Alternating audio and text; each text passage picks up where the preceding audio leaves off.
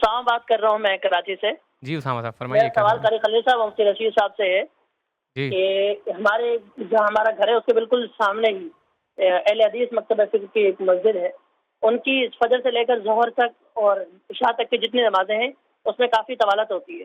اور میں نے حدیث میں یہ سنا ہوا ہے کہ جو باجماعت نماز جو فرض نماز ہوتی ہے اس کو کافی شارٹ کیا جائے.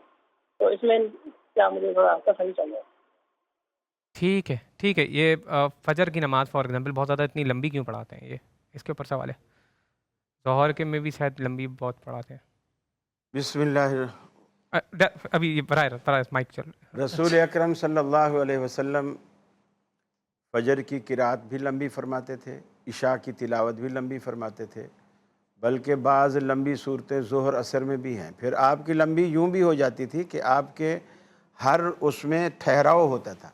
رکوع کرتے تو آپ ٹھہرتے، رکوع کے بعد کھڑے ہوتے تو آپ ٹھہرتے، سجدہ کرتے تو ٹھہرتے، دو سجدوں کے درمیان جلسہ بیٹھتے تو آپ یعنی آپ کی نماز میں ایک ٹھہراؤ ہوتا تھا.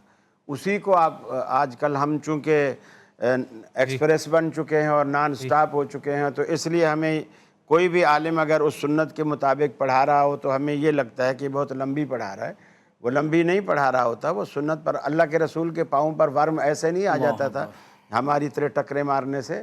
ظاہر بات ہے ان کے ہر اس میں ٹھہراؤ ہوتا تھا اور نماز کو ٹھہر ٹھہر کر ہی پڑھنا چاہیے. ایک تو ٹھہر کے بہت لمبی آیتیں پڑھنا. ایک دو باتیں عرض کروں بڑی اہم ہیں. ایک دو باتیں دیکھیں. ایک بات تو یہ ہے کہ جو فرائض ہیں نا، ان فرائض میں جو اللہ کے رسول نے احکامات دیے ہیں وہ یہ ہے کہ ان کے فرائض تک ہی اکتفا کرو جب جماعت میں ہو اور دوسرے لوگ ہوں. یعنی اس میں بوڑھے، بچے اور درمیانی عمر کے لوگوں کا خیال رکھو. لیکن جو آپ کے نوافل ہیں وہ آپ جتنا طولانی کرنا چاہیں کوئی مسئلہ نہیں ہے. اسی کے نوافل کا تعلق آپ کی انفرادی اپنی خواہش سے ہے، لیکن جو اجتماعی نماز ہے آپ کی جماعت کی اس کا تعلق عوام سے ہے. اس لیے وہاں پر آپ کو مختصر کرنا چاہیے، لمبا نہیں کرنا چاہیے.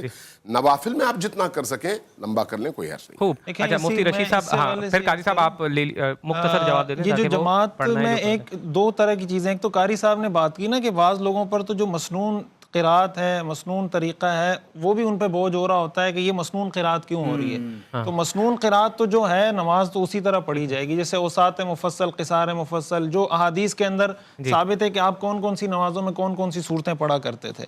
ایک ہوتا ہے کہ بعض اوقات لوگ اس مسنون حد سے آگے بڑھ جاتے ہیں. اب مسنون حد سے جب آگے بڑھتے ہیں، حدیث میں آتا ہے نا کہ حضرت معاذ رضی اللہ تعالیٰ عنہ جب نماز پڑھائے، انہوں نے ایک جگہ نماز پڑھائی، بہت طویل ہو گئی. انہوں نے آ کے حضور کو شکایت کی کہ حضرت معاذ ہمیں نماز پڑھاتے ہیں اور بہت لمبی نماز پڑھاتے ہیں، ہم سارا دن کام کاج کرتے ہیں، مزدوری کرتے ہیں، رات کو اتنی لمبی نماز ہم نہیں پڑھ پاتے.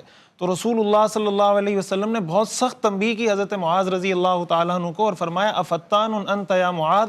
اور پھر آگے آپ نے فرمایا کہ جو کسی کی امامت کروائے فلیخفف، اس کو چاہیے کہ ہلکی نماز پڑھائے. فإن فیہم الضعیف والسقیم وذا الحاجہ، کہ ان میں کمزور لوگ بھی ہوتے ہیں، بیمار بھی ہوتے ہیں، حاجت مند بھی ہوتے ہیں. اس لیے جو مسنون طریقہ ہے یعنی مسنون قرات ہے، مسنون تسبیحات ہیں، وہ تو ظاہر پڑھی جائیں گی. لیکن اس کے علاوہ جو اگر طوالت دی جا رہی ہے، زیادہ کسی کی آواز اچھی ہے، وہ وہاں پہ شیخ عبد الباسط بنا ہوا ہے، لمبی لمبی قراتیں کر رہا ہے، تو یہ خلاف سنت طریقہ ہے. اس میں لوگوں کا خیال رکھنا چاہیے.